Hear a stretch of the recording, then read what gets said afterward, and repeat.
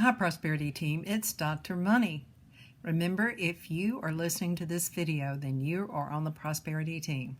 Let's take just a few moments to join into the circle of well-being. And we imagine that there's this circle of light, because there really is, but we have to use our imaginary eye in order to experience this circle of well-being. And so we do this through our imagination and through our breath. And as we breathe in, we breathe in thoughts of well-being and the intelligent energy of life itself and the prosperity circle.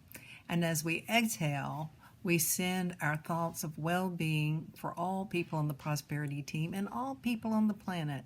And as I talk, you just continue to breathe in. It's a nice breath break, breathing in and breathing out. And so we increase this vibration, this thought form, so that we can bring a right and good relationship with money, and also bring the knowledge that we can all live an abundant life. And we do that through the breath. There are many ways to do it, but just for now, let's do it through the breath, breathing in and out.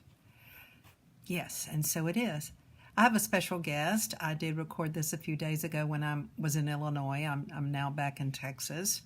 And her name is Paula Finnegan. She told me about an adventure she took many years ago, and I thought it was a wonderful thing to share with the Prosperity Team. So here she is. Hi, Prosperity Team. It is Dr. Money, and I have a guest for you. This is Paula Finnegan. And she told me about a trip she took that sounded so neat that it's a wonderful example of abundant living. So can you tell us, you had a special name. What was the name of that trip? Paula's Summer Odyssey. And it was 2001? 2001, Paula's Summer Odyssey. And what does 2001 mean to you? Well, when the movie came out, I was in high school, and I was inspired. I liked the science fiction. I read the book and was blown away by the film. And I always had in the back of my mind that I would do something special when it was the year 2001. And so you did. And so what did you do? I did a solo road trip over 100 miles. 7,500 miles. Yeah. In your car? In my car. Just packed up? Me and my shadow. You and your shadow. You went by yourself, packed up. And sometimes I camped, sometimes I stayed with friends, old friends or new friends, and sometimes I stayed in a hotel. Were you afraid to do it? Was there any part of you afraid to go out on the road for 7,500 miles as a single woman by yourself? No, I felt I was prepared. I got a cell phone like in the springtime so that I knew how to use it by the time I was going. I had a charger. I had more stuff for my car than I did for me in the trunk. And I won at a auto parts store a hydraulic jack, so that I wasn't worried about having a flat tire that I couldn't change or anything like that.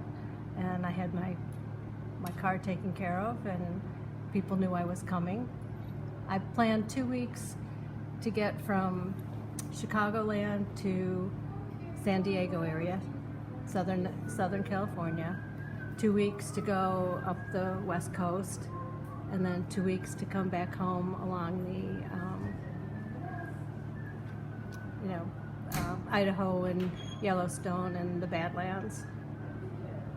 Yeah, so I'll just tell you, Prosperity Team, that as you can tell, we've got some background noise going on here, so just let that go.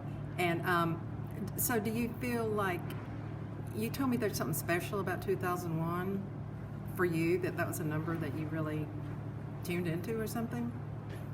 Well, it was special. It was the new millennium, but it had been special to me when the book was written. It was about the Star Child and the change.